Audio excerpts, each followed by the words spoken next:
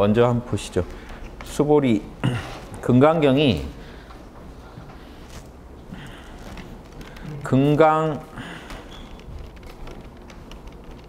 우리는 그냥 금강경 이렇게 얘기하죠. 이게 그 대승불교 초기 사상이죠. 반야 사상, 반야바라미를 가장 으뜸으로 강조하는. 그래서 반야를 강조한다는 건 지혜인데 어떤 지혜냐? 반야는 세속의 지혜가 아니고 진실을 꿰뚫어 보는 지혜겠죠. 그래서 진실을 꿰뚫어 본다는 게 결국 반야바라밀인데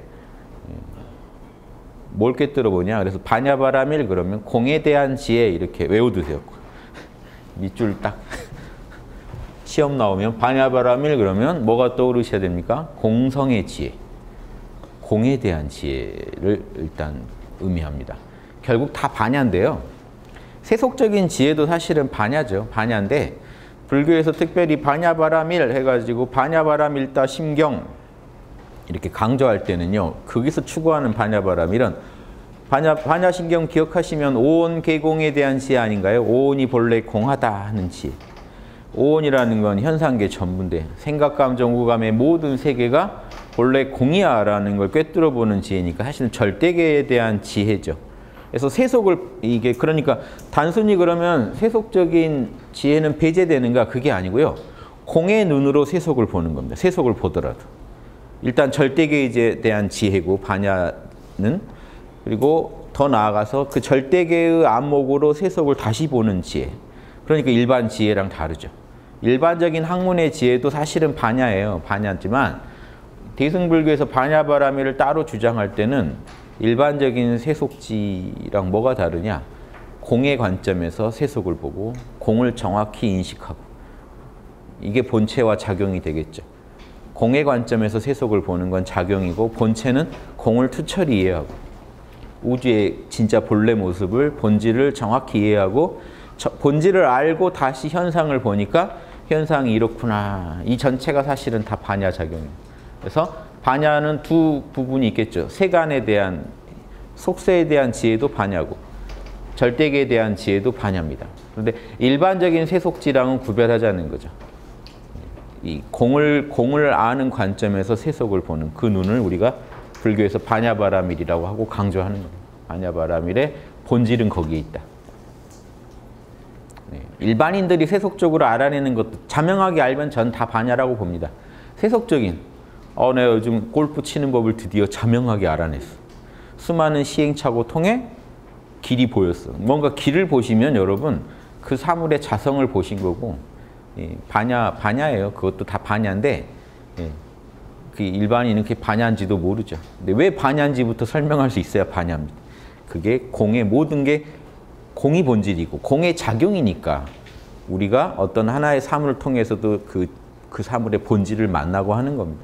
그래서 결국은 이 반야의 핵심은 있는 그대로 아는 것뿐이에요. 진실을 진실 그대로, 현실을 현실 그대로. 그래서 이 세속적인 학문을 연구하더라도 자기 편견과 망상에 빠져서 연구하고 계시면 반야가 아니고요. 있는 그대로의 이 실제 세계, 세속의 세계의 실제 모습을 있는 그대로 보시면 반야죠. 무상하구나.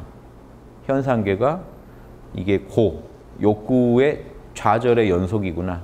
왜? 무상하다는 게 내 뜻의 좌절이니까요. 여기에서는 내가 영원히 집착할 만한 게 없구나. 이런 걸 깨치는 것도 반야고. 그런데 무상고 무한주말 알았는데 더 들여다보니까 이게 그냥 내 참나의 작용이구나. 아공을 넘어서 법공지혜. 이것도 반야입니다. 아공, 내가 본래 공했구나 아는 것도 반야인데 현상계가 참나의 작용이구나. 그러니까 무상고 무아라고 하지만 그것들이 사실은 생겨난 적도 없고 멸한 적도 없구나. 왜? 참나의 작용이니까. 공의 작용인데 공이 불생불멸인데 그 작용은 그러면 한계가 있을까요? 무상고 무아의 모습을 보이지만 그 자체는 사실은 공의 작용이기 때문에 그놈도 불생불멸이구나. 이 말이 나와야 돼요. 이 말까지 나오면 이제 법공까지 아시는 거예요. 법공의 이제 기본을 아시는 거예요. 법공의 극치는 구공이에요. 법공의 극치에 가면 그러니까 내가 이 현상계랑 어떻게 수작을 해야 되는구나 하는 것까지. 본래 공한데 본래 공한 중에 나는 어떤 모습으로 함께 이 공에 어우러져서 나도 공의 신비를 내 몸과 마음을 통해 드러내야겠구나까지 나오면 이게 구공입니다. 육바라밀로 딱 펼쳐져요. 이게 답니다. 아공, 복공, 구공이 여러분이 아셔야 할 반야바라밀의 가장 핵심입니다. 그러니까 반야바라밀 하면은 대승에서 강조하는 것이고, 반야바라밀은 일단 초기 불교나 이런 데서도 반야가 강조되죠. 지혜가. 근데 이제 이 금강경 정도 왔을 때는 이게 이미 대승화된 겁니다. 대승불교 초기 사상이긴 하지만 대승화된 거예요. 그래서 이 육바라밀 속에서 반야바라밀을 이해하시는 게 좋고, 좀 초기 불교랑 구분해서 보자고요. 육바라밀의 어떤 관점에서 반야바라밀, 그리고 더 중요한 게 아공, 복공, 아공에서 단순히 우주가 무상고 무하다는 걸 아는 게 아니라 마음법이 공의 작용이구나 하는 것까지 아셔야, 이게 복공까지 아셔야, 그리고 더 나아가서 그러니까 육바라밀로 경영해야 된다까지 아시면 가장 그 대승적인 반야바라밀의 정수는 다 여러분이 아시게 되는 거. 이게 다예요. 이제 이 정도 기본을 갖고 대승경전이라고 생각 안 하고 읽으시면, 이걸 소승불교의 경전으로 읽어버리시면 오독이 돼요. 그래서 반야신경도 대표적입니다. 반야신경 보신 분은 참 많고, 그런데 읽어내는 방식이 대승으로 못 읽어내시면 이게 문제가 돼요. 그럼 엉뚱한 결론이 나요. 같은 경 넣고 다른 얘기가 나옵니다. 최근에도 어떤 분이 궁금하다고 금강경을 가지고 저한테 질문하셨는데, 결국 그분은 소승 관점은 아닌데 법공 차원에서만 이해가 끝나고 육바라밀이라는 걸로 진전을 못하니까 금강경이 결국 말하는 게 일체가 공하다 하고 끝낸다는 거 아니냐 하는 이런 식 질문도 받았어요. 아니라 금강경은 그런 게 아니에요. 그 오해되기 쉬운 경전이다. 왜? 대승불교 초창기 경전이다 보니까 이렇게 기존 불교를 많이 감안하면서 배려하면서 주장을 한 거예요. 확 세게 지른 게 아니라 경전 형식 자체도 금강경 어떤가요? 초기 불교 경전 형태를 띠고 있어요. 대승경전 넘어오면 이제 석가모니 등장 잘 안 하십니다. 석가모니 부처님 등장 잘 안 하세요. 이제 막 수많은 불보살들, 다른 우리가 모르던 불보살들이, 생전했다는 기록이 없는 불보살들이 나타나서 설법을 펴니다. 반야신경만 해도 이 관자재보살이 설법을 펴잖아요. 관자재보살이 우리 역사에서 생존한 기록이 있습니까? 우리는 모르죠. 신화같이만 전해오죠. 자, 그런데 금강경은 석가모니가 초기 경전 딱 그 형식으로 쓰여져 있어요. 내용은 대승인데 경전 형식은 초기 불교 형식이다. 그래서 대승불교 초창기 경전이라고 보는 겁니다. 이게 화엄경보다 훨씬 그 초창기 때 경전의 모습이다. 기원전 한 100년 전후부터 이게 이런 내용이 강조되지 않았을까 합니다. 그래서 600권 반야부라고, 반야경전, 반야바라밀을 강조한 경전이, 반야를 강조한 경전이 한 600권 되는데 그 중에 한 편이에요. 금강경은. 그리고 그 600권 되는 반야경전을 핵심 서머리만 해놓은 게 반야심경이라는 겁니다. 그러니까 내용이 같은 거예요, 사실은. 쉽게 말하면 금강경도 포함해서 그 핵심 내용 서머리한 게 반야심경이라는. 반야 사상의 핵심만 따로 써놓은 게 반야심경이고, 금강경은 적극적으로 이 반야바라밀을 강조했던 경력. 그래서 금강 반야바라밀경이에요, 원래. 금강경이 아니고 원 제목은. 그럼 금강이 뭐냐? 다이아죠. 다이아처럼 뭐든지 뚫어버리는, 번뇌, 무지를 박살내버리는. 번뇌의 핵심은 무지죠. 탐진치 핵심이 치예요. 어리석으니까 탐욕이 일어났거든요, 처음에. 내가 공인 줄 모르니까, 내가 참난 줄 모르니까 욕심 부리다가 탐욕이 생기고 아집이 생긴 거 아닙니까? 그러니까 번뇌를 작살내버리면 반야가 번뇌를 깨버리면 다 깨버리는 거예요. 무명을 박살내는 거죠. 다이아처럼 박살내라 해서 금강경으로 주로 쓰지만, 원래 인도말에서 저 금강으로 번역한 게 원래 원뜻은 벼락이에요, 벼락. 인도에서는 인드라신의 무기가 벼락이죠. 그래서 그 벼락, 쏘는 무기를 금강저라고 하잖아요, 벼락. 금강이라고 번역하는 게요, 벼락이라고요, 벼락. 인도인들한테 의미하는 게 벼락. 제우스의 무기가 벼락이죠. 동양에서 구천응원 내성보화 천존이라는 게 벼락치는 하느님이에요. 제일 꼭대기에 다 각 나라가 신기하죠. 벼락 쓰는 분이 제일 어른이에요. 권위의 상징입니다. 신의 권위의 상징. 벼락. 어벤져스 보면 토르가 망치에서 벼락치죠. 벼락치는 신입니다. 벼락치는 신. 그 벼락치는 신이 제일 센 신이에요. 그래서 이런 걸 왜 벼락처럼 무지를 박살내버립니다.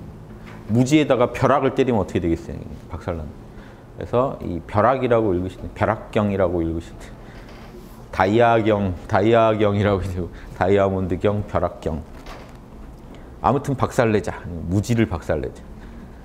지혜를 얻어서 모르던 것, 무지한 것을 박살내자. 지적 장애를 뚫는 게 이렇게 중요해요. 그런데 많은 분들이 안타까운 게 지금도 불교 배운다 뭐 한다면 지혜 부분을 소홀히 하고 바냐바라미를 소홀히 하고 명상만 하고 계세요. 명상도 또 안 돼요. 돌아버리죠. 명상이 안 되니 언제 지혜를 얻어요. 이번 생은 나가리죠. 여기 답이 안 나오잖아요. 계산이 안 나와요. 언제 해가지고 명상을 해서 언제 지혜를 얻고. 부처님이 석가모니 부처님이 명상에서 지혜가 나온다 그랬는데 언제 또 지혜를 얻어요. 명상도 안 되는데. 왜 명상이 아니면 지혜가 안 나온다고 했을까요? 공에 대한 직관이 없는데 어떻게 공을 알아요? 자, 직관과 개념이 함께 갑니다. 직관, 말 이전에 체험이 있어야 돼요. 그래야 그걸 개념화하는 겁니다. 이게 공식이에요. 현상계의 모든 일도 여러분이 오감을 통해 직관하는 거예요. 그러니까 직관이라는 건요, 생각 없이 바로 알 수 있는 거예요. 생각을 거치지 않고 바로 꿰뚫어 볼 수 있는 거. 우리가 보고 들리고 하는 건 생각 이전에 이미 우리한테 알아차려지죠. 그게 직관입니다. 그래서 경험적 직관이 있고 영적 직관이 있어요. 영적 직관의 방법은 명상밖에 없습니다. 경험적 직관은 우리가 그냥 체험하시면 되는데 영적 직관을 통해서 또 경험적 직관을 돌아보면요. 맛이 달라집니다. 경험적 직관도 변해요. 깨어서 현상계를 체험하면 분명히 현상계에서 그냥 경험적으로 직관했을 때는 내 밖에 이렇게 색성향 미촉, 색깔, 소리, 맛, 냄새가 다 따로 있는 것 같은데 깨어서 체험하시면 다 내 안의 얘기입니다. 직관도 달라져요. 영적 직관이 여러분 삶에 들어가면 오감 체험도 달라져요. 오감이 더 빛나요. 신기하죠. 눈이 더 환해지고 빛나고 나랑 둘로 보이지 않는 느낌이 와요. 직관이에요. 이건 개념으로. 이걸 개념으로 접근하시면 진짜 어려워져요. 제가 얘기하는 아공, 복공을 외우자. 하루에 10번씩 써가면서 아공, 복공 또 잊어버리고 복공이 뭐랬더라. 이렇게 해서 공부해서 안 됩니다. 다 계속 남의 얘기만 하고 있어요. 여러분이 체험한 걸 가지고 설명하는 거예요. 그래서 명상을 안 하면 지혜가 안 나와요. 바냐바라미를 안타깝게도 명상을 안 하신 분은 바냐바라미를 얻기 힘듭니다. 어떤 사람은 명상 안 하는 것 같은데도 바냐가 있는 것 같아요. 몰입을 잘 하셔서 그래요. 몰입도 명상입니다. 뭔가에 몰입을 해서 직관이 있다는 얘기예요. 알 수 없는 그 참나에 대한 체험들이 찰나찰나라도 이어집니다. 몰입은 찰나산매라고 하는 거예요. 찰나찰나라도 만나면 아라한이 될 수도 있어요. 초기 불교 때부터요. 깊은 산매 안 들어도 찰나산매만으로 아라한이 나올 수 있다고 돼 있습니다. 애초에. 즉 몰입에 아무튼 참나랑 진하게 만나지 않더라도 찰나라도 만나면 그 만난 기억이 있죠. 그게 내 개념을 다 바꿔놔요. 그래서 그걸로 인해서 아라한이 될 수도 있다. 바냐를 얻을 수도 있다고 돼 있습니다. 애초에 불교 이론에. 그러니까 찰나 산매건 깊은 산매건 우리는 영적 직관을 반드시 해야만 영적 직관에서만 지혜가 나온다. 그래서 위파사나라는 건 사마타를 전제한 겁니다. 명상 속에서 나오는 걸 위파사나라고 그래요. 명상에서 나오는 지혜를 위파사나라고 하지 명상이 전제되지 않은, 몰입이 전제되지 않은 위파사나는 없어요. 불경에서. 사마타에 먼저 들고 사마타를 통해서 지혜가 나옵니다. 위파사나가 나와요. 자, 여기까지 지금 이해되시죠? 이걸 그래서 사마타랑 위파사나가 함께 굴러가는 거를 정해쌍수라고 그러는 거예요. 선정과 지혜가 함께 굴러간다. 함께 닦인다. 자, 아무튼 부처님 되는 제일 요결은 정해쌍수를 먼저 얻으셔야 돼요. 그럼 제일 기초가 뭐겠어요? 명상이에요. 그래서 명상을 하는데 명상에서 답이 안 나오면 끝난 거죠. 바냐도 안 나올 거고 나머지 바라밀을 언제 합니까? 바냐바라밀보다 이제 더 뒤에 닦는 게 육바라밀의 나머지 바라밀들이에요. 닦기는 실천은 먼저 해야 되지만 이제 바냐의 눈으로 보시가 다시 꽃 피어납니다. 이런 멋진 얘기를 기억하셔야 되는데 제가 못 적으니까 뭔가 힘드네요. 적어야 되는데 느낌 아시겠어요? 선정이 자 억지로 하던 걸 선정이라고 하지 바람이라 안 붙여요. 억지로 하는 건 선정이에요. 선정 바람일이 아니고. 그러니까 억지로 선정을 하다가 선정 바람일이 돼요. 자동으로 흐른다. 참나에서 나온다. 찰나라 하더라도 내 노력을 떠나서 선정이 이루어질 때 선정 바람일이라는 거 알게 됩니다. 얻게 돼요. 그럼 반야바람일은요. 선정을 통해 공을 직관하죠. 기독교 분들 같으면 하나님을 직관하는 거예요. 그걸 관상이라고 그래요. 기독교에서는, 천주교에서는 관상, 하나님을 직관하는 상태를 관상 그럽니다. 묵상은 직관이 안 되고 하나님에 대해서 생각하는 단계고, 묵상은, 관상은 다이렉트로 만난 거예요. 이제 가림 없이 딱 만나게 된 거예요. 공을 가림 없이 체험하시면 공이 여러분 참나예요. 밖에 또 공을 상정하시면 안 돼요. 여러분이 여러분의 존재를 딱 만나게 되면 거기 그 자리가 공이죠. 그 직관이 생기면 선정 바람일을 알게 돼요. 힘 빠진 선이라는 게 가능해져요. 노력을 떠난 선, 그럼 그게 바람일이에요. 노력을 떠난, 인위적이지 않은 참나에서 흘러나오는 선정이라는 게 뭔지 알게 돼요. 그럼 반야도요. 그 전에 막 경전 읽고 외우고 하는 거는 반야라고 혹시 부르더라도 반야 바람일이라고 못합니다. 반야에 대한 수행이었던 거죠. 바람일은요, 그 직관을 통해서 자연스럽게 알아지는 거예요. 아, 그러네. 그러네. 이게 반야 바람일이. 그러니까 선정이 전제되지 않으면 반야가 나올 수가 없죠. 반야 바람일이. 자연스러운 그 있는 그대로의 실상을 아는 지혜가 어떻게 나옵니까? 참나를 본 적이 없는데, 공을 본 적이 없는데. 공을 만나야 아, 그런 애가 나와요. 자, 공을 알고 나니까 그리고 보시를 보면 보시가 그 전에 하던 보시랑 달라져요. 나와 남이 둘이 아니라서 공의 마음으로 보시하겠다는 마음이 흘러나옵니다. 이걸 보시 바람일 그래요. 억지로 계율을 지키던 게 아니라 당연히 남에게 부당한 피해를 주면 안 되지. 이게 흘러나오고, 모든 중생한테 부당한 피해를 주면 안 되지 하는 게 공에 대한 지혜를 바탕으로 흘러나올 때 지게 바람일 그래요.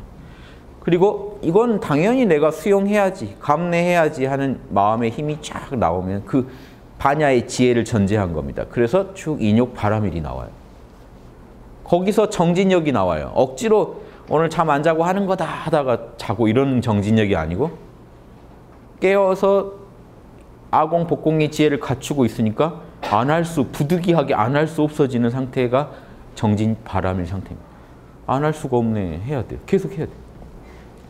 하루 종일 부득이하게 움직였는데 하루 종일 뭔가를 엄청 하고 다니는 거예요. 여러분, 정진력이 아무리 없어도 식사하시고 화장실 가시고 이빨 닦고 하죠. 부득이해서 하잖아요. 부득이해서. 아유, 진짜 왜 먹고 있는지. 공부를 이렇게 하는 겁니다. 반야에서 흘러나온 정진력은요, 아유, 미치겠네 하고 또 육바람일 하고, 진짜 이번만이다 하고 또 하고 있고, 안 할 수 없어서 또 하고, 그냥 잘 수 없어서 또 일어나서 바람일 하고, 이렇게 계속 하는 거예요. 이게 일상의 이 정진력이 정진 바람일이에요. 용을 써서 하는 게 아니라 부득이해서 하는 거예요. 아니, 반야를 얻고 보니 안 할 수 없잖아요. 저거를 또 하고 또 하고. 가만히 있자니 또 안 깨어 있을 수 없잖아요. 또 깨어 있고 움직이고. 이게 다 반야의 힘에서 나옵니다. 자, 그러니까 결국 선정을 통해 반야를 얻었지만, 반야를 얻고 나면 이 모든 게 다시 다른 모든 바람일들이 다 반야 바람일의 기초에서 움직입니다. 올바른 선정인지 아닌지 아는 것도 반야예요. 결국 반야가 무섭죠. 육바람일 중에 반야 혼자 지적인 능력이에요. 지적인 능력의 위대함을 말하는 겁니다. 반야 바람일이 모든 바람일의 핵이라는 거. 모르면 답이 없다. 소크라테스도 이걸 정확히 알고 있죠. 알면 죄 짓지 않는다. 모르니까 죄 짓는다. 무지가 악이다.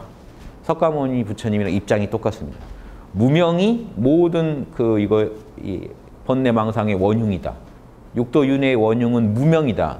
근데 무명경이에요. 부처님한테. 무명이 뭡니까? 모르는 거다. 그럼 명은 뭐죠? 아는 거다. 그래서 부처님이 무명을 어떻게 깨트리죠? 무상정등정각이라는 반야바라미를 통해서 깨트린 겁니다. 그러니까 엄청난 그 견고한 번뇌를 날려버릴 수 있다는 건 다이아 같은 거고 벼락 같은 거죠. 그래서 이 무섭다. 반야가 제일 무섭다. 왜? 무명을 깨트렸기 때문에. 무지를 날려버렸기 때문에. 모든 인간의 고뇌의 원흉이 무지를 깨는 게. 알면 죄 짓지 않는다. 알면 육바라밀을 안 할 수 없다. 이걸 전제로 하고 있는 얘기입니다. 이해되시죠? 여기 반야바라밀의 소중함. 그래서 금강 반야바라밀경이에요. 한번 보죠. 진도 나가보죠. 선현이 수보리의 한문식 표현입니다. 선현. 잘 나타냈다 이런 뜻인데 이제 그 수보리의 의미를 그 인도말들도 다 이게 의미가 있거든요. 그 의미를 위주로 풀면 저렇게 돼. 유마고사도 정명 이렇게 풀죠. 이런 경우는 이제 음역이 아니고 의역이죠. 그 인도말의 뜻을 가지고 풀어주는 거예요. 그래서 수보리를 선현. 수보리가 일어나서 가르침을 청한 장. 이것도요. 소승 아라한 성자들 중에 지혜 제일이 수보리입니다. 수보리를 등장시키는 거예요. 수보리를 일부러 지혜 제일이 아니고 해공 제일이에요. 공을 이해하는데 제일 뛰어났다는 제자를 등장시켜요. 사리불이 지혜 제일이고 수보리는 해공 제일. 공을 깨친 제일 뛰어난 사람을 등장시켰어요. 왜 그랬을까요? 아라한 불교를 비판하는 거예요. 소승의 지혜로는 따라올 수 없는 대승의 지혜를 소승 성자 중에 가장 공에 대한 지혜가 투철한 사람이 질문하고 지도받는 형식으로 해서 수보리야, 너 소승만 알지 말고 대승도 알아. 장난 아니야. 이렇게. 반야신경은 사리불이 나오죠. 지혜 제일 사리불이 나와서 반야바라밀에 대해서 관세음보살한테 배우는 형식입니다. 야, 사리불, 네가 아는 게 전부가 아니야. 진짜가 있어. 지금 일부러 깔라고 기존 사상을 넘어간다는 걸, 넘어서자는 것을 강조하려고 일부러 기존에 있는 그 분야 제일 전문가를 불러다가 이런 경전을 쓴 겁니다. 수보리가 대중 가운데 있다가 딱 일어나서 소매를 벗고 이렇게 이런 경전 형식이 초기경 형식이잖아요. 그래서 아주 오래된 대승경입니다. 이게 무릎 꿇고 합장하고 부처님한테 이렇게 원래 스승한테 질문할 때 저런 식으로 했던 거죠. 희유하는 거는 그 희귀한 존재, 희귀한 존재이신 세존이시여 이런 겁니다. 참 만나기 힘든 분을 내가 만났습니다 이런 의미입니다. 그래서 이런 세존 열애께서 여러 보살들을 잘 보호하고 기억해 주시고 기억해 주다 이게 혼념하다 이런 걸 푼 겁니다. 그 우리가 가피 부처님한테 가피를 비는 분들은 부처님이 나를 기억해 주고 계속 은총 기독교식으로 은총처럼 가피를 나려주시기를 바라는 거죠. 그래서 기억해 준다는 건 되게 중요해요. 부처님이 기억해 줘. 부처님께서 여러 보살들을 잘 보호하고 여러 보살들을 늘 잘 챙겨주시고 여러 보살들에게 이 진리를 중생들한테 전해라 하고 이렇게 잘 부촉해 주십니다. 부탁하십니다. 세존이시여 선한 남자, 선한 여인이 그러니까 영성이 있는 남녀죠. 여기서 선한이라는 건 영성이 있다는 겁니다. 단순히 착한 거 생각하지 마시고요. 착하다고 해서 지금 이 반야바라밀을 아는 건 아니에요. 그냥 착한 거지. 착한 건 착한 거예요. 반야바라밀은요.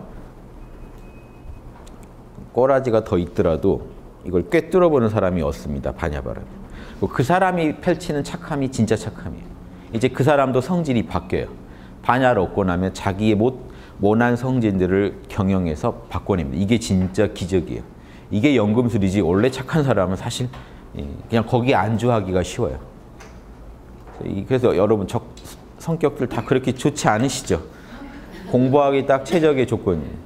너무 착하면 힘들어요. 공부하다가도 막 오늘 막 지혜를 얻을 거야 하고 딱 앉았다가도 또 막 친구가 뭐 부탁하면 또 일어나서 가서 도와주러 갈 거 아닙니까? 그렇게 해서는 지금 그럼 그분은 그분의 또 인생의 목적이 있으시는 거고 여기 오신 분들은 다행히 그렇게 안 착하셔도 돼요. 그러니까 세속의 착함하고는 좀 거리가 있어도 돼요. 단 반야바라밀에 의거해서 육바라밀의 원칙을 따를 그런 서원을 하셔야 돼요. 육바라밀만 난 따르겠다. 육바라밀이 얼마나 귀한지 아세요? 절에 가면 선악도 떠나라고 하든가 아니면 착하라고 그래요. 착하게 살아라, 복 짓는다. 그런데 문제는 뭐냐면요. 착함의 기준이란 게 없어요. 뭐가 착한 걸까요? 널 희생해라. 자신을 희생하면 착함일까요? 육바라밀에 맞아야 선함입니다. 왜? 선함의 기준을 우리끼리 정하고 있으면 안 돼요. 있는 그대로 실상에서 가져와야지. 공을 직시해 보면요. 우리 공 안에 무조건 희생하는 걸 선함이라고 안 그래요. 우리 공은요.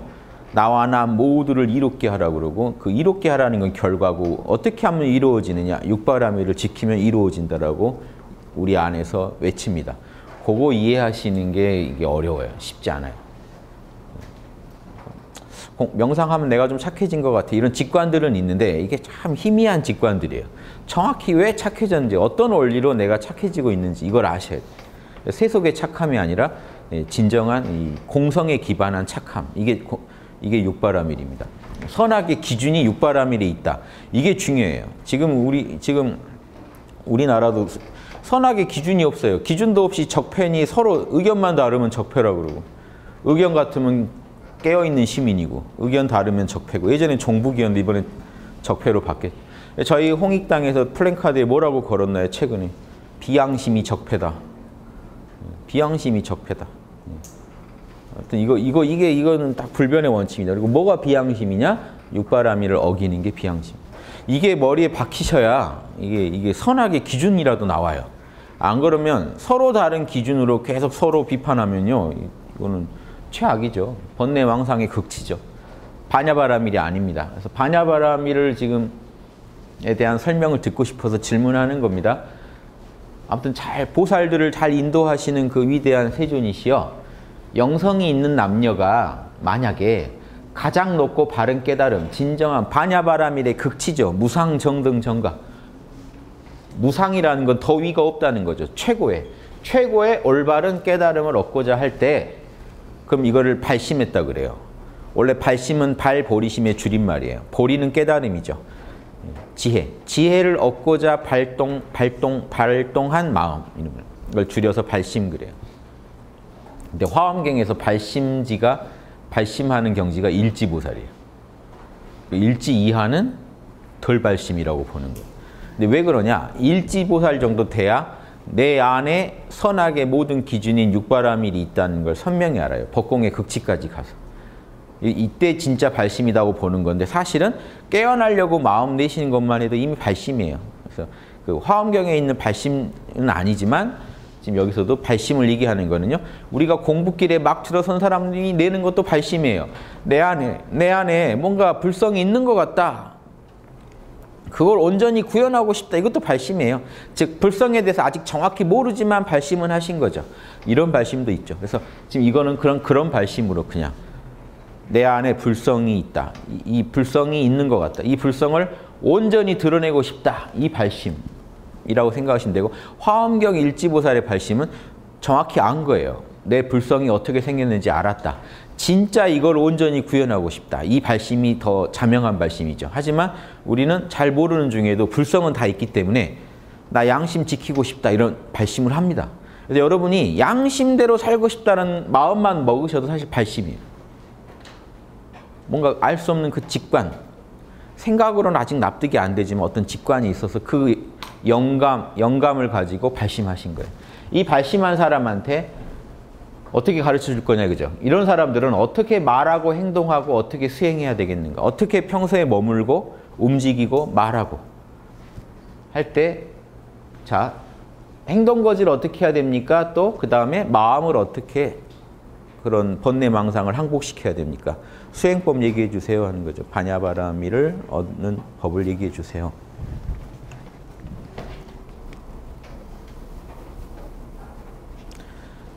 이제 2장인데요. 2장이 아니고, 지금 이 남반은 꼭 뭐죠? 그 장을 말하는 게 아니고 제가 임의로 붙여놓은 거니까.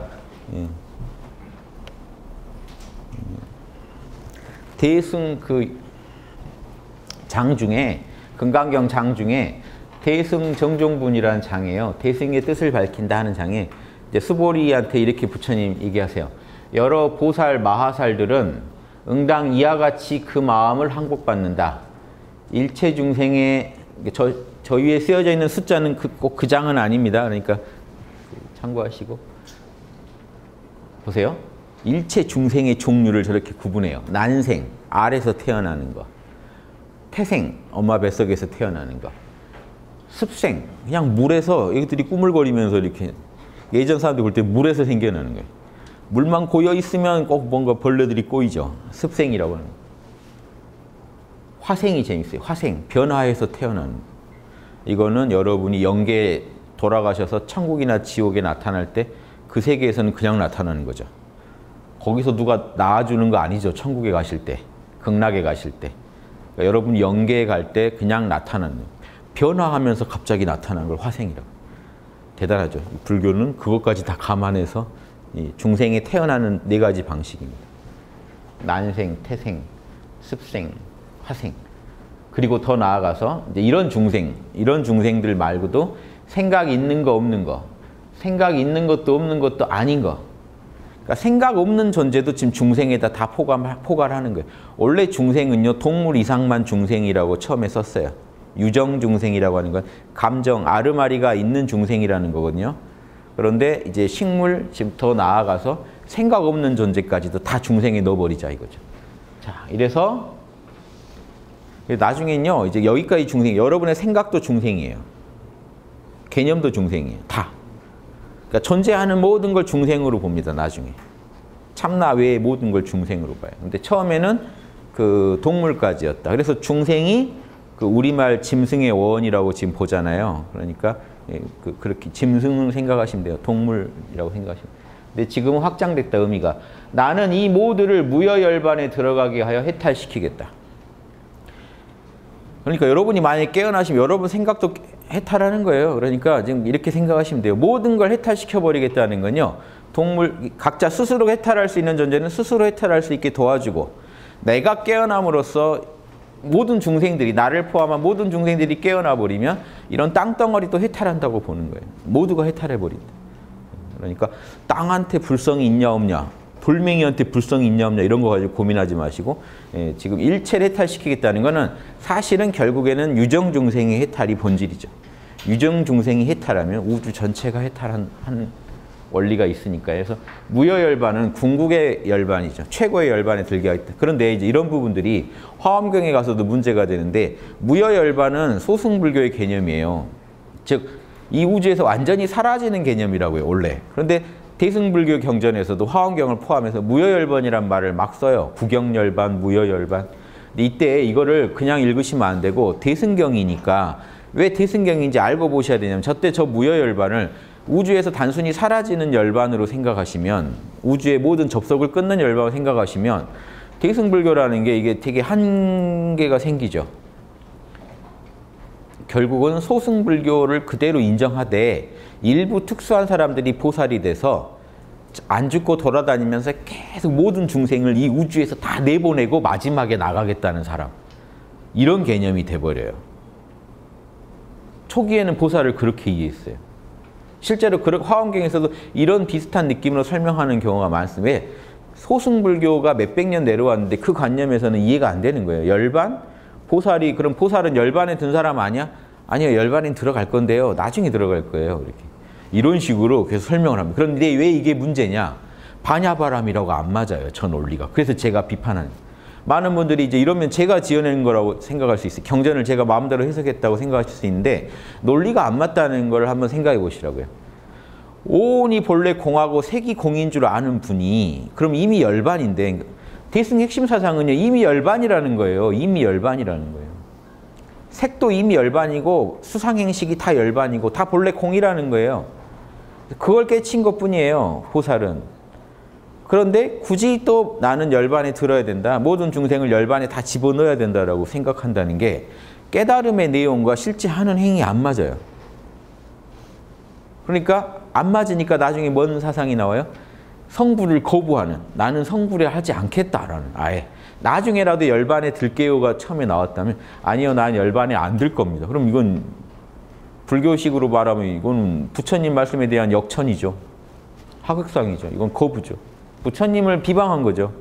난 열반에 안 들겠다고 한 건. 열반 가는 법을 가르쳐준 부처님한테 그 제자가 전 열반 안 갈 건데요. 이상하잖아요. 거기서 대승불교가 이제 갈립니다, 사실.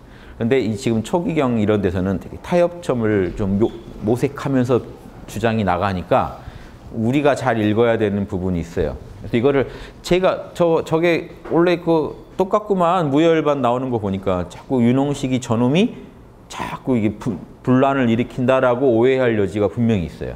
제가 이걸 풀어드려야 되니까. 그런데 깨달음의 내용과 안 맞다는 걸 아시라고요. 깨달음은요, 이미 공하다예요. 지금 이 현상계 그대로 공하다인데 어디로 가요?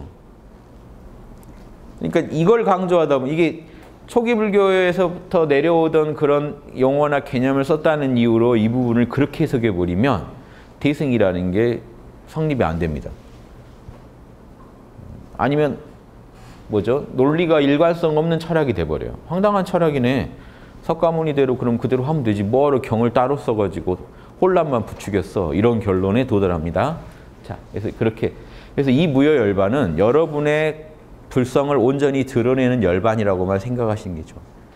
머무름 없는, 지착 없는, 현상계 절대계에 걸림 없는, 언제 어디서나 깨어서 공성 안에 안주하면서 현상계 속에서 끝없이 육바라밀을 표현해내는 그런 존재, 그런 궁극의 존재를 열반에 어떤 들어간 경지라고 보시면 되겠습니다. 그러나 이와 같이 헤아릴 수 없는 끝없는 중생을 해탈시킨다고 해도, 자, 나는 모든 중생을 해탈시킬 것이다. 그렇지만 이게 대승의 바른 뜻이라는 게 이거죠. 모든 중생을 다 해탈시키겠지만 생각 없는 중생까지. 하지만 실제로는 해탈 얻은 중생은 없다. 왜? 원래 공하니까. 원래 열반인데 열반인 줄 모르고 있는 걸 내가 가르쳐서 열반으로 인도한 것뿐이고, 중생들은요 늘 살던 듯이 살면 돼요. 사실은 열반인 줄 알고 살면 돼요. 열반인 줄 알고 여러분 고민하시면 되고, 열반인 줄 알고 실현당하시고, 열반인 줄 알고 역경에 처하시고, 열반인 줄 알고 이렇게 힘들게 살아가시면 돼요. 왜 힘들게 꼭 살아가라고 하세요? 금강경 사상입니다. 힘들어도 힘듦이라는 건 없다. 그래서 힘듦이라는 게 있는 것이다. 계속 이런 말만 반복됩니다. 경전을 보다 보면 납득이 안 되면요, 저걸 읽을 수가 없어요. 금강경은 진짜로. 힘듦이란 본래 없는 것이다. 그래서 힘듭니다. 집착이란 본래 없는 것이다. 그래서 집착이라고 하는 것이다. 뭔 소리입니까? 집착은 본래 공하기 때문에 공인 줄 알고 쓰는 집착은 집착이 아니다는 거예요. 그러니까 집착하라는 거예요. 사실은. 이해되세요? 대승은 집착하라는 거예요. 번뇌하시라는 거예요. 뭐만 알으라는 거예요? 그 번뇌가 본래 공의 작용이라는 거 알고 사시라는 거예요. 중생을 구하지 말라는 건가요? 중생을 구하라는 거예요. 다 구해놓고도 구한 게 없다라는 발상을 할 수 있어야 된다. 왜? 본래 공인데 내가 뭘 구해요? 본래 열반인데 내가 누굴 구해요? 본래 열반인데 가상의 중생 구제행을 한 것뿐이에요. 하지만 해야 된다는 거예요. 그게 육바라밀에 맞으면 열심히 해야 된다. 열심히 하되 하는 게 없어요. 육바라밀에 어긋나지 않으면 집착도 하고 희노애락도 일으키고 다 쓰라는 거예요. 육바라밀에 어긋난 짓만 하지 말라는 거지 오온을 쓰지 말라고 없어요. 탐진치도 다 쓰셔야 돼요. 현상계 살아가시면 탐진치를 안 쓰면 어떻게 살아갑니까? 탐욕, 이 공부하겠다는 것도 탐욕이에요. 공부 안 되면 짜증나시죠? 그게 진입니다. 진. 치, 그럼 더 어리석어져요. 그래서 더 공부가 더 멀리 가기가 쉬워요. 하지만 그 어리석음을 전제하고 우리가 받아들이고 또 전진하려고 하는 그 속에 또 육바라밀의 싹이 또 자라납니다. 탐진치 속에서. 재밌죠? 여러분은 치를 전제해야 살아가세요. 치가 없으시면 여러분은 행복하실 것 같죠? 여러분이 지금 이 장소에 있는 사람들 마음을 다 읽어내는 타심통만 얻으셔도 여러분 힘들어집니다. 여러분 인생만으로도 힘든데 옆 사람 번뇌 다 느껴지면 실감나게. 최악이죠. 드라마만 봐도 힘들지 않아요? 저는 그것이 알고 싶다 팬인데도 볼 때마다 힘들어요. 아, 내용들이 뭐 이렇게 먹먹하잖아요. 힘든데 또 보는 게요. 그래도 내 역량이 되는 한에는 좀 힘든 사연도 누군가 알아주면 좋지 않을까? 내가 피해자라면 누군가가 내 사연 알아주고 같이 기도해주고 하면 좋지 않을까 해서 기도하면서 봐요. 그 일이 참 원만하게 해결되기를 뭔가 이렇게 극락에라도 가시기를 하고 빌면서 보는 게 누군가 한 명이라도 더 빌어주면 좋지 않을까 해서 봅니다만 그렇다고 해도 치를 전제해야 되는 게 제가 다는 못해요. 그래서 아이고 안 볼란다 할 때도 있어요. 아유, 내 역량에 이제 이것까지 보면 나도 무너지겠다. 나도 너무 힘들겠다 하면 피하기도 하는 겁니다. 이게 탐진치에서 치가 없이 살 수 없다는 거예요. 중생은. 여러분 지금 적당히 어리석으니까 살지 지금 저 아프리카의 아픔, 저 중동의 아픔, 지금 이 순간 누군가는 살해당하고 있고 누군가는 성폭행당하고 있고 누군가 아이들은 납치당하고 있습니다. 이 순간 총 맞아 죽고 있어요. 이 순간 지구 어딘가에서 수십 명씩. 매 순간 그걸 다 아신다. 못 살아요. 우리 중생의 조건을 이런 사고 실험을 통해서 뭘 알아낼 수 있죠? 우리 중생은 모든 걸 느끼라고 만들어진 물건은 아니구나 아셔야 돼요. 탐진치를 전제하고 작동하고 있구나. 그래서 보리살타는 절대 살타라는 중생성을 버리지 않습니다. 그 중생성 속에서 얼마나 아름답게 육바라밀을 꽃피울 건가 이것만 생각해. 중생성이란 조건을 탓하지 않는다고요. 오케이, 이 조건 속에서 육바라밀을 어떻게 해볼까 이것만 연구한다고요. 그래서 이게 맛이죠. 안 그러면 그냥 공으로 있었겠죠. 왜 우리가 공성 속에서 중생으로 작용하고 있을까요? 다 공이라면서요. 왜 다 공인데 오온으로 작용하고 있을까요? 이런 체험을 하기 위해서겠죠. 이런 깨달음을 얻고 이런 공덕을 쌓기 위해서겠죠. 이런 걸 경험하고. 이걸 거부하시면요. 대승사상의 기본이 이제 잡히지 않습니다. 현상계를 그대로 긍정하시지 못하면 대승이 안 돼요. 그래서 자 여기까지만 얘기 드리고 잠깐 쉴게요. 그러니까 수벌이요. 보살은요. 뭐가 없어야 돼요? 개체적 자아가 있다는 상, 아상, 인상, 중생상, 수자상 이 네 가지 상이 없어야 돼. 이게 없어야 보살이에요. 근데 저게 없다는 거는 저걸 일부러 없애는 게 아니고 아공, 법공을 깨치시면 돼요. 그냥.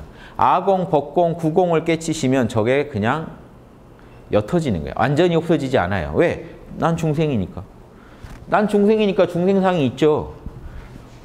자, 이게 다 같은 말입니다. 원래 산스크리트 경전에 보면요. 요 네 가지 상이 원래 다 똑같은 소리예요. 아상, 내가 있다는 상. 인상, 나는 당연히 사람이죠. 나라는 사람이 있다는 상. 중생상, 나라는 중생이 있다는 상. 꾸물거리는 현상계에서 살아가는 이 개체적 자아가 있다는 상이에요. 개체적 자아를 여러 가지로 설명해 보는 거예요. 개체적 자아가 나라는 생각을 갖고 있죠. 그게 아상. 개체적 자아가 나는 사람이다라는 생각을 갖고 있죠. 이게 인상. 나는 중생이다라는 이 개체적 자아는 중생이죠. 중생이니까 중생상. 그 개체적 자아는 수명을 나이가 들죠. 수명이 있죠. 그러니까 수자상. 이걸 이제 이 한문으로 번역하다 보니까 뭔가 점점 확장되는 개념이에요. 나에서 사람으로, 사람에서 중생으로, 중생에서 그 시간이 흐름에 따라 변화가 있는 모든 것으로 이렇게 확장되는 개념인데 원래 산스크리트 경전은 그냥 나에 대한 다양한 설명이에요. 나를 사람이라고도 부릅니다. 산스크리트. 사람, 그냥 생명, 나이 먹는 존재 이렇게 다양하게 부른 것뿐이에요. 다 하나예요. 저 네 가지가 그냥 에고. 중생은 에고라는 개체적 자아가 있다는 형상이 없기 때문에 없어야 보살이기 때문에. 근데 어떻게 없어요? 금강경은 항상 이렇습니다. 개체적 자아는 개체적 자아가 아니니라. 그래서 개체적 자아라고 부르느니라. 그러니까 에고스라는 얘기예요. 단 에고가 본래 공한 줄 알고 써라 이거죠. 자 보세요. 이 네 가지 상이 진짜로 없다면 중생을 구할 수 있나요? 없나요? 못 구해요. 중생이 없기 때문에 못 구해요. 근데 중생은 다 구하라고 돼 있죠. 자 부처님 말에 답이 있잖아요. 중생은 누구든지 다 구해라. 잘못된 생각 하나도 중생이에요. 이것도 바로잡아 놓으라는 거예요. 해탈시켜 놓으라. 여러분의 고민, 번뇌, 망상도 해탈시켜 놔야 돼요. 일체를 바로잡아 놔라. 그러면서도 개체적 자아에 빠지지 마라. 그게 본래 공인 줄 알아라. 이 얘기지.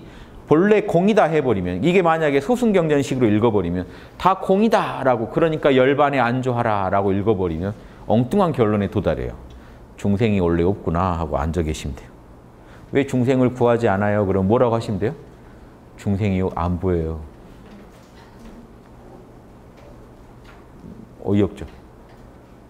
그럼 이건 중생의 주모가 아니냐 하고 한 대 때려주고 싶겠죠. 그래. 나는 없다. 이 주먹도 없냐 하고 탁 붙잡겠죠. 갑자기 중생이 나타난 거 아닙니까? 타자가 없다가 이게 뭐겠어요? 그게 아니라고요. 근데 진짜로 이 힌두교 성자들한테 찾아가서요.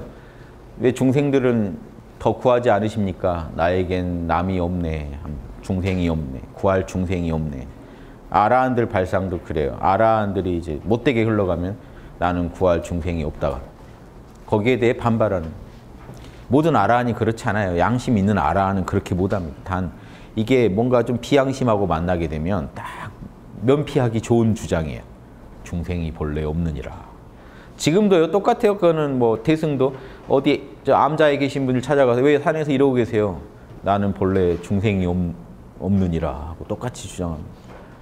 모든 소승의 공통적인 어떤 그 핵심 사상이에요. 그러니까 뭐 이념 떠나서 그냥 이 마음 가지시면 딱 진리에 들어앉게 돼 있어요. 그래서 예전에 타너 스님이 소승, 대승은 이게 따로 있는 게 아니고 열반에 들어앉아 있으면 소승이다. 그러니까 아공, 복공, 구공 아무리 알아도 열반 좋다고 딱 들어앉아 있으면 소승이라는. 대승은. 자, 입장이 달라요. 그러니까 보세요. 초기 불교에도 바람일, 십바람일이 나옵니다. 그런데 뭐가 문제냐?